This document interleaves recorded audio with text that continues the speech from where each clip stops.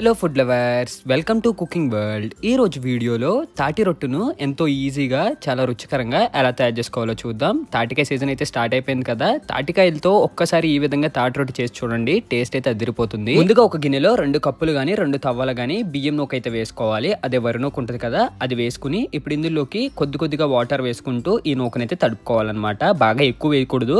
పైన వేసి ఇప్పుడు దీనిపైన మూతతో క్లోజ్ చేసి ఈ నూకని ఒక అరగంట సేపు అయితే నాననివ్వాలి. తాటి రొట్టు తయారు చేసుకోవడానికి ఇప్పుడు ఒక పెద్ద తాటిపండు తీసుకుని తాటికాయకున్న డెక్కని అలాగే చుట్టూ ఉన్న తొక్కలను అయితే తీసుకోవాలి.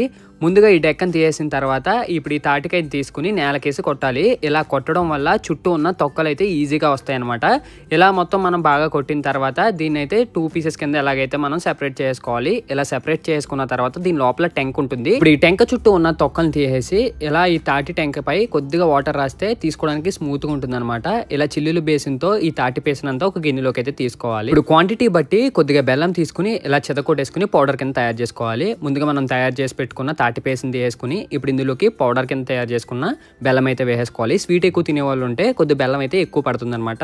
ఇలా మొత్తం బెల్లం పొడి కూడా వేసుకున్న తర్వాత ఇందులోకి కొబ్బరి కూర వేసుకోవాలి. తాటి రొట్టికి ఎప్పుడైనా సరే కొబ్బరి కూర మంచి టేస్ట్ అయితే తీసుకొస్తుంది, ఆ ఫ్లేవర్ అవి బాగా తగలడానికి. ఇప్పుడు ముందుగా మనం నానబెట్టిన వరినూక ఉంటుంది కదా, ఆ వరినూక తీసేసుకుని ఇప్పుడు ఈ వరినూక కూడా ఇందులోకి అయితే వేసేసుకోవాలి. ఇలా వేసేసుకుని ఇప్పుడు ఈ పిండిని మొత్తం బాగా మిక్స్ చేసుకోవాలి. ఈ పేస్ట్ అలాగే ఈ బెల్లం పొడి అలాగే కొబ్బరి తురుము మొత్తం ఈ వరినూక ఇదంతా బాగా మిక్స్ అవుతేనే మనకి తాటి రొట్టె అయితే టేస్ట్ బాగుంటుంది. ఇలా మొత్తం మనకి ఒక మిశ్రమం కింద వచ్చేలాగా ఇలా కలుపుకొని పక్కన ఉంచుకోవాలి. ఇది కూడా ఒక అరగంట సేపు పక్కన అయితే పెట్టేసుకోవాలి. ఇలా మూతతో క్లోజ్ చేసి పక్కన పెట్టడం వల్ల ఫ్లేవర్ అది మంచిగా కలుస్తుంది అనమాట. ఇప్పుడు స్టవ్ మీద ఒక దాకా తీసుకుని ఇందులోకి సరిపడా ఆయిల్ వేసుకోవాలి. ఆయిల్ వచ్చేసి కొద్దిగా ఎక్కువే పడుతుంది, రొట్టు క్వాంటిటీ బట్టి అయితే ఉంటుంది అనమాట. ఇప్పుడు ముందుగా మనం నానబెట్టిన మిక్సర్ ఉంటుంది కదా, ఆ మిక్సర్ అయితే ఆయిల్ బాగా వేడెక్కిన తర్వాత వేసుకోవాలి. చూపిస్తున్న విధంగా బబుల్స్ కింద అయితే రావాలి. మనము ఇలాగ మిక్సర్ వేస్తే అప్పుడే మనకి పచ్చిగా ఉండకుండా టేస్ట్ అయితే బాగుంటుంది. అలాగే స్టవ్ని మాత్రం బాగా లో ఫ్లేమ్లో అయితే పెట్టుకోవాలి. మనం లో ఫ్లేమ్లో పెట్టుకుంటేనే బాగా దోరగా అయితే వేగుతుంది. హై ఫ్లేమ్లో పెట్టుకుంటే మనకైతే లోపలైతే ఉడకదనమాట. ఇలా పెట్టేసుకుని ఒక 10 నిమిషాలకు ఒకసారి మూత ఓపెన్ చేసుకుని మనం చాక్తో కేక్ తయారు చేసుకున్నప్పుడు ఎలా చూసుకుంటామో అలా చూసుకుంటే మనకి తెలుస్తుంది అనమాట ఈ రొట్టు ఉడికిందా లేదా అని చెప్పేసి. ఇలా అటు ఇటు ఊపినా మనకి షేప్ అది తెలుస్తుంది. ఒక 10 నిమిషాలకు ఒకసారి ఇలా మూతతో ఓపెన్ చేసి చూస్తే ఫైనల్గా మనకి రొట్టె అయితే తయారైపోతుంది.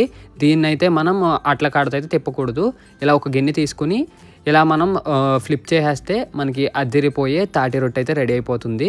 మంచిగా ఒక పీస్ కట్ చేసుకుని తింటే టేస్ట్ అయితే అద్దిరిపోతుంది. మీలో ఎంతమందికి తాటి రొట్టె అంటే ఇష్టమో కామెంట్ చేయండి. వీడియో నచ్చితే లైక్ చేసి షేర్ చేసి సబ్స్క్రైబ్ చేయండి. ఇంకా నెక్స్ట్ వీడియోలో మళ్ళీ కలుద్దాం. బాయ్.